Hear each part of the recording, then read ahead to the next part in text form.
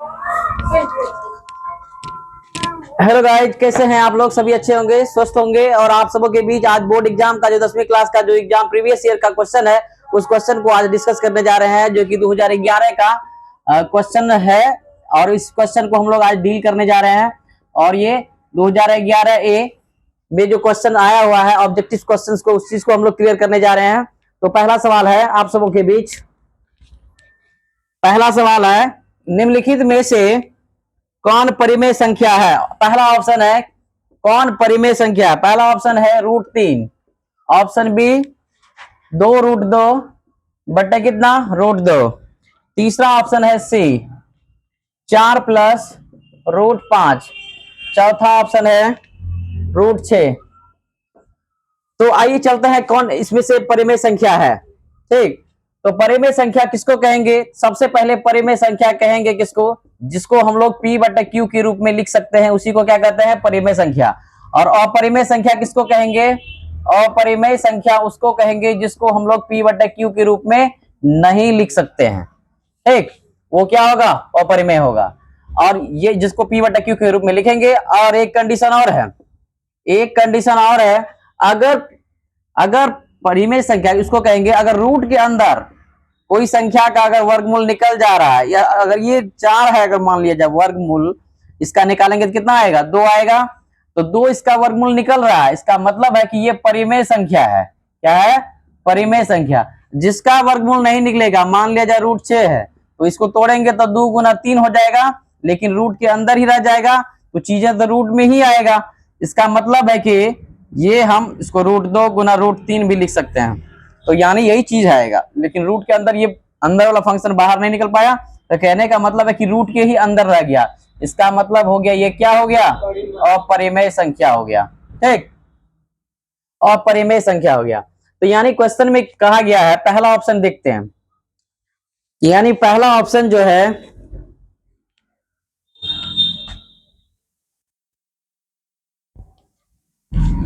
पहला ऑप्शन है √3। क्या इसका वर्गमूल निकल रहा है? नहीं निकल रहा है। अगर इसका वर्गमूल नहीं निकल रहा है तो मतलब अपरिमेय हो गया। क्या हो गया? अपरिमेय हो गया। और दूसरा ऑप्शन, अगर इसको दोनों को अगर कैंसिल आउट करते हैं, रूट से √2 खत्म हो गया, तो बच गया क्या? सिर्फ बचा 2। तो 2 क्या है? परिमेय संख्या है। तो क्वेश्चन में यही पूछा गया है, निम्नलिखित में से कौन परिमेय संख्या है? तो क्या हो जाएगा?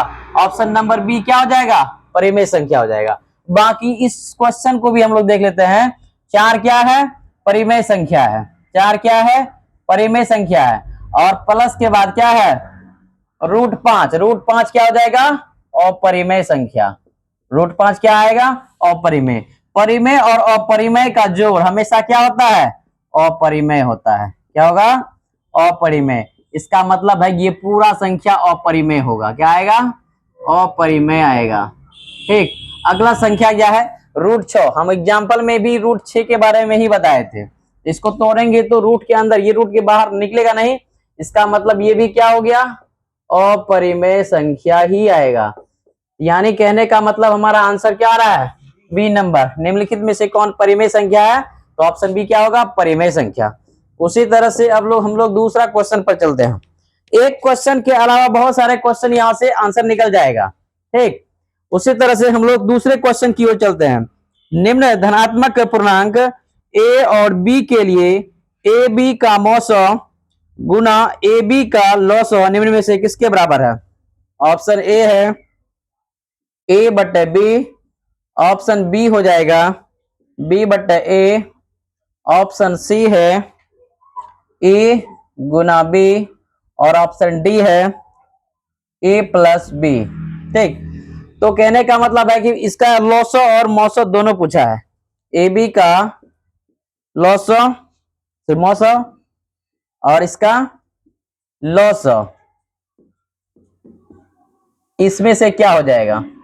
अगर हम इन दोनों का निकालना चाहेंगे तो इसका लॉसो, अगर मौसो निकलेगा तो ए, और इसका लॉसो निकलेगा तो कितना आ जाएगा? बी। तो A × B क्या हो जाएगा? आंसर आ जाएगा। इसलिए ऑप्शन नंबर सी आ जाएगा। और तीसरा क्वेश्चन है, तीसरा क्वेश्चन है, तीसरा क्वेश्चन आप सबों के बीच एक घात वाला बहुपद क्या कहलाता है? तीसरे नंबर का जो क्वेश्चन है, एक घात वाला, घात एक वाला बहुपद क्या कहलाता है? रैखिक बहुपद कहलाता है। एक घात वाले बहुपद को क्या कहते हैं?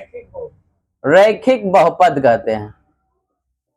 क्या बोलेंगे? रैखिक बहुपद। दो घात वाले को क्या कहते हैं?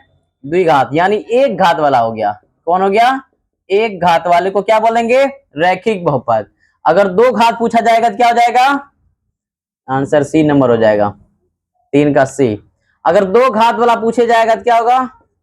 दो घात वाले को क्या बोलते हैं?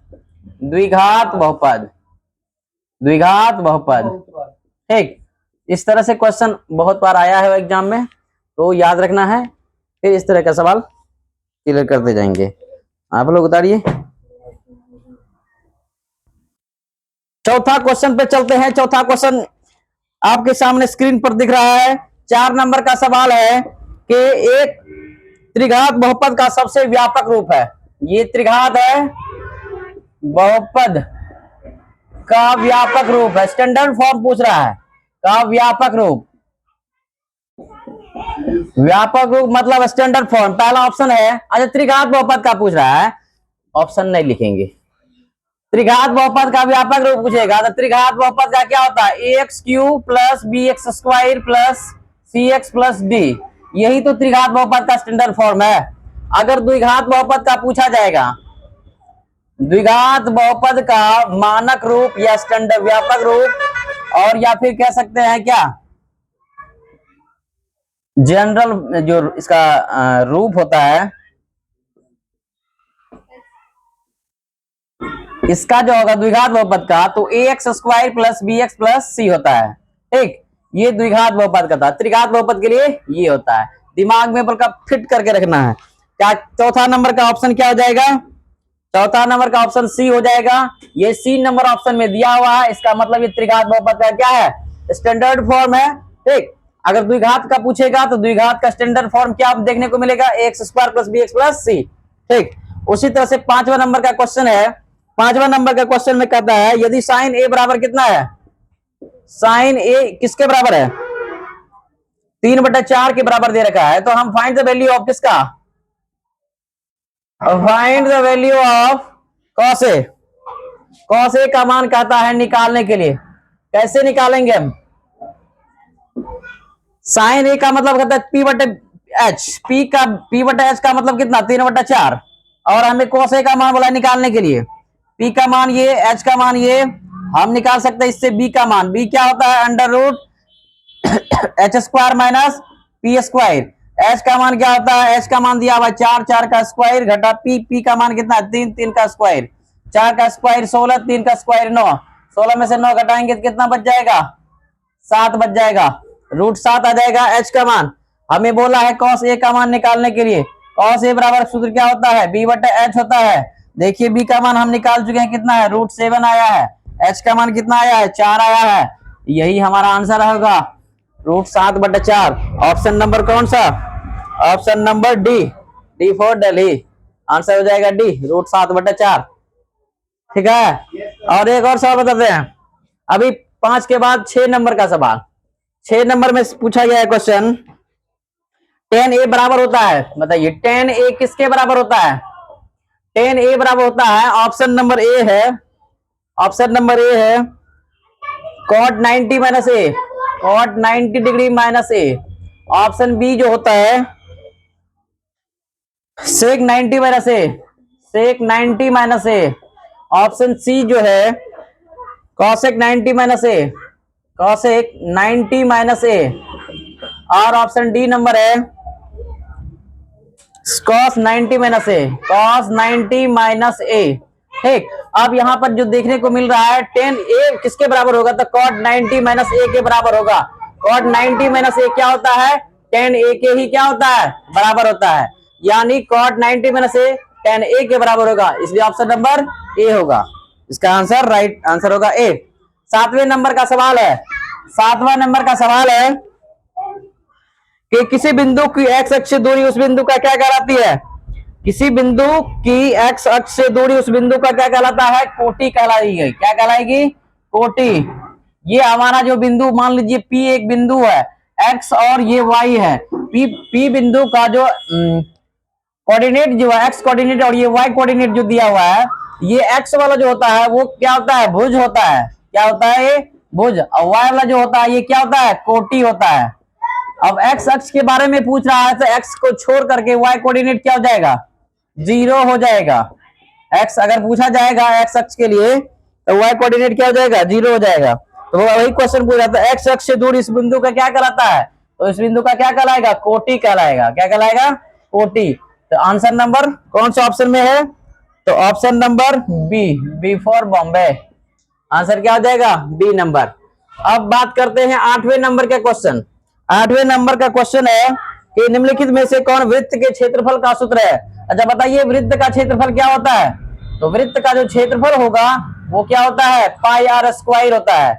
क्या होता है, पाई आर स्क्वायर। बहुत इजी क्वेश्चन है और इसका ऑप्शन में दिया हुआ है सी नंबर ऑप्शन में, यहाँ पर पाई आर स्क्वायर है सी नंबर ऑप्शन में। इसका पूछेंगे वृत्त का परिधि क्या होता है, तो वृत्त का जो परिधि होता है 2 पाई आर होता है। एक क्वेश्चन यहां से भी देखने को मिलेगा एग्जाम में, ठीक। तो यानी ऑप्शन नंबर सी हो जाएगा, वृत्त का क्षेत्रफल पूछ रहा था इसलिए वृत्त का क्षेत्रफल क्या होता है, पाई आर स्क्वायर। अगला 9वां नंबर क्या कहलाता है, 9वां नंबर कहलाता है कि संचयी बारंबारता वक्र कहलाती है। संचयी बारंबारता वक्र कहलाएगी, वो उसको क्या कहते हैं, त्वरण कहते हैं। क्या कहेंगे, त्वरण कहेंगे, ठीक। और ये ऑप्शन नंबर ए में है। 10वें नंबर का सवाल और इस क्वेश्चन का लास्ट सवाल है। 2011 ए में जो क्वेश्चन पूछा गया है 10वीं क्लास का बिहार बोर्ड से, और 10 ही क्वेश्चन ऑब्जेक्टिव दिया गया है, ठीक है। और उसका लास्ट क्वेश्चन है ये, यूक्लिड विभाजन एल्गोरिथम दो धनात्मक पूर्णांकों के निम्न में किसे परिकलित करने की तकनीक है। ये अब यूक्लिड विभाजन तरीका से हम लोग निकालते जब भी है उसको हम लोग क्या निकालते हैं, एचसीएफ निकालते हैं। यूक्लिड विभाजन एल्गोरिथम से क्या निकालते हैं हम लोग, एचसीएफ निकालते हैं। एचसीएफ निकालेगा तो इसका मतलब है कि ऑप्शन नंबर बी में ऐसा देखने को मिल रहा है। तो ऑप्शन नंबर बी में मौसा लिखा हुआ, मौसा का मतलब होता है एचसीएफ, मौसा मतलब एचसीएफ, यानी ऑप्शन नंबर बी क्या हो जाएगा, राइट आंसर होगा। इस तरह से आज हम लोग 2011 का जो क्वेश्चन है, हम लोग प्रीवियस ईयर बना रहे हैं, तो क्वेश्चन 2011 का आज फुल ऑब्जेक्टिव जितना पार्ट था उस चीज को हम क्या कर लिए, क्लियर कर लिए।